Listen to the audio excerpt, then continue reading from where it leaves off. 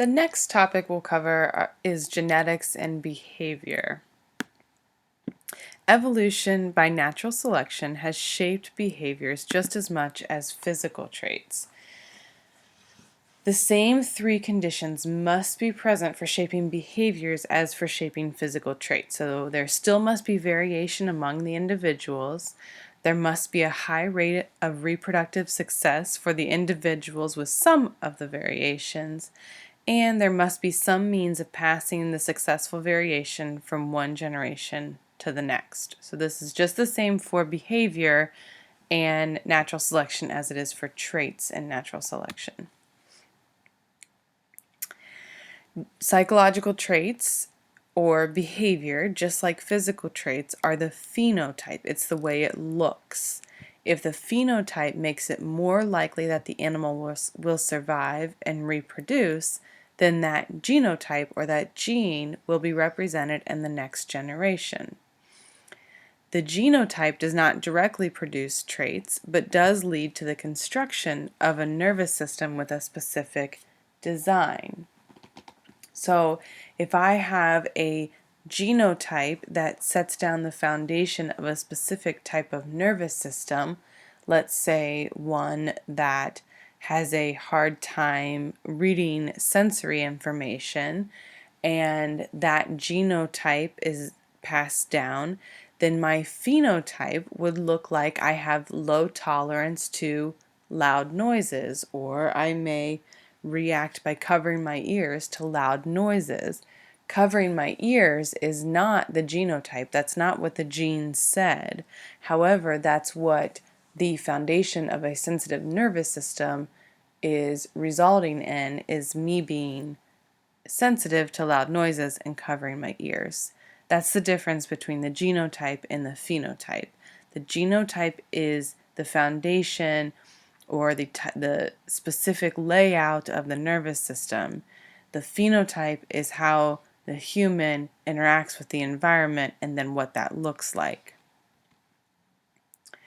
So let's talk about the biological roots of smiling. So animals interact with other animals or members of the same species. And those interactions depend on some kind of communication, as each animal lets the other know about its status and intentions. The behavior of smiling seems to be species general for humans, meaning that it pertains to all organisms in the human species, but it's not species specific, means that it does not just pertain to humans. Many closely related primates smile in specific social situations as well. Smiling is also evident in individuals blind since birth. So individuals develop smiling during social, or individuals exhibit smiling during social interactions as infants, even when they are genetically predisposed to being blind. So they don't need to learn this behavior by watching someone else smile. It's not dependent upon a history of learning to smile by watching others. So let's look at that a little bit more closely. There are two types of smiles. One is an expressive type of smile, and that is an expression of someone's individual inner state. So this is produced even if no one else is around. And as you can see in this picture of an expressive smile, the corners of the mouth are turned up, and the woman's eyes have lines around them, which are little muscular changes in the upper part of the face around the eye. Those are often called crow's feet. This means that she's expressing an inner sense of joy or happiness, or she found something to be amusing or humorous. On the other hand, there is another type of smile which is more social or has a more social meaning. And we can see this type of smile, it's called a polite smile, even with primates.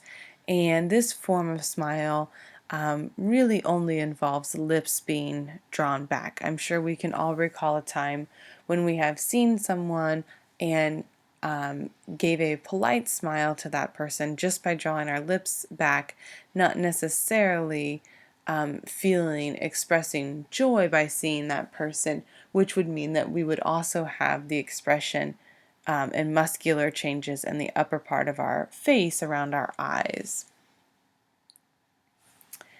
So, as you can see, these smiles emerge with no history of learning, and it's really strongly shaped by our inborn or genetic factor,